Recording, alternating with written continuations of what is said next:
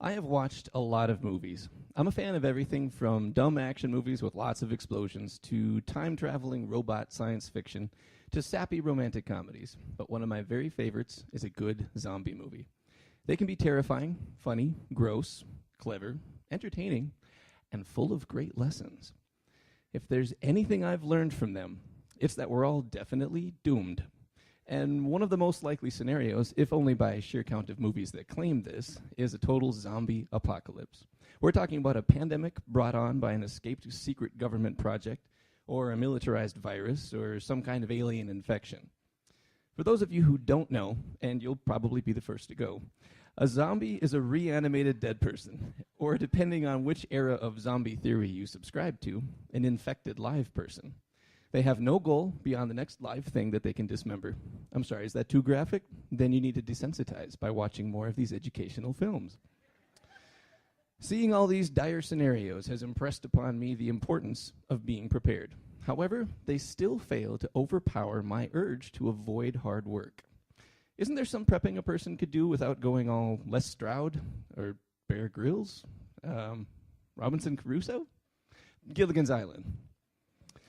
So here's a short list of items I've compiled that I have been diligently practicing for quite some time now that will help keep you alive in the inevitable zombie takeover without taxing you too much beforehand. My reasoning is the easiest version of preparation is the best form of preparation because conserving your energy is vitally important. For example, I work out of my home office, and my job requires me to spend a lot of time on the phone, often on hold for long periods of time. I've decided that the best use of this time is to increase my marksmanship, as I'm going to want to stop the undead from as far away as possible. But I assume that shooting sniper rifles in the house is probably frowned upon by most child protective service agencies, and cleaning up drywall and broken glass would be a lot of work. Behold my arsenal. I can speed load a 5-round hammer-action revolver, field strip a sniper rifle, and empty an 18-round clip onto a target in under 15 seconds. I've got scopes, holsters, a rangefinder, and removable stocks and barrels. I can take down any Ninja Turtle, California Raisin, or Pez dispenser that you care to set on a flat surface within 50 feet of me. Now, while I can't be 100% certain that skill will translate over to actual firearms, I'm pretty confident that I'm more prepared than I would be without them. Next tip, learn to find food in the wild. Not berries on the bush or fish out of some questionable lake or stream. Learn to scan your environments for the shiniest wrappers. If you find yourself near a zombie-infested grocery store, you have to be able to grab the good stuff quickly. Train with Three Musketeers, Doritos, Quaker Chewy granola bars. Then there's the home pantry. Keep shelf life in mind. My wife loves to make healthy food like lentils and quinoa. They have a much more stable shelf life, so those should be hidden away, saved for later when you really need them. I say stock up on the more immediately perishable items to eat now, pre-apocalypse, like hamburger, onion rings, fish sticks, and just leave that healthy stuff for when you need it. Now study expiration dates. Remember to be flexible. You don't know what you'll come across when scavenging. For example, you find a box of Lucky Charms that expired a year ago, chow down. Jar of pickled olives, 6 months past its prime, you're probably fine.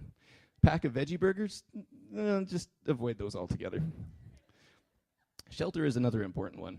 Personally, I think I'd head for the nearest IKEA.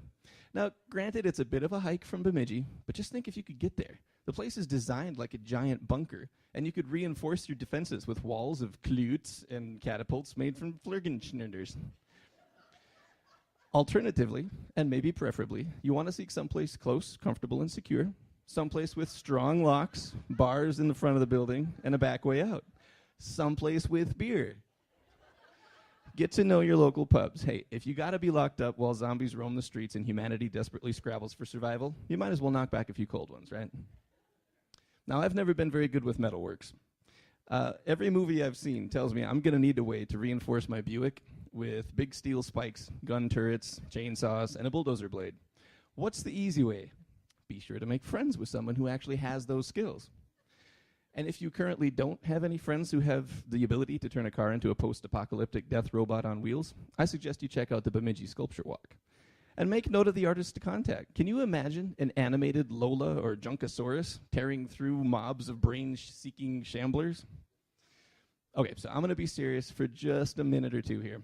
This is the one tip that actually does require a tiny bit of effort, but I have taken a lot of enjoyment from it, and its very nature has helped increase my survival capabilities, both in a zombie apocalypse and in everyday life.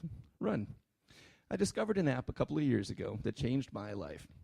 Well, that's a bit of hyperbole. It really just increased my motivation to exercise. Oh, that's still hyperbole, because increased would indicate that there was some motivation to start with. It's called Zombies Run. Basically, you listen to transmissions on the radio as you make supply runs, collecting necessary items for your fortified township. As you run, you're warned about nearby hordes of zombies approaching, and you can actually hear them coming up behind you in your headphones if you don't increase your speed. Now, if that doesn't motivate you to get moving, you might want to check your pulse. You may be undead already. The more you run, the more storyline you unlock, and amazingly, the easier outrunning those crazy hordes seems to get. I'm not saying I haven't been overtaken. If it was real, I'd have become a decomposing snarler a long time ago. But if you need something to motivate you to increase your capability to outrun your doom, I highly recommend it. Now keep in mind, all these suggestions are just meant to give you a slight edge over the guy next to you, because in a zombie apocalypse, all you really have to do is outlive the person who is the closest to the next zombie. So while you're seeking friends who can help with your survival skills and help you live longer, make sure you also take a close look at how fast they are, how good their hearing is, and how good their reflexes are. Expand your circle to include not only good, skilled friends, but also less interesting and slower friends. In fact, tonight might be the perfect opportunity. Anybody want to race?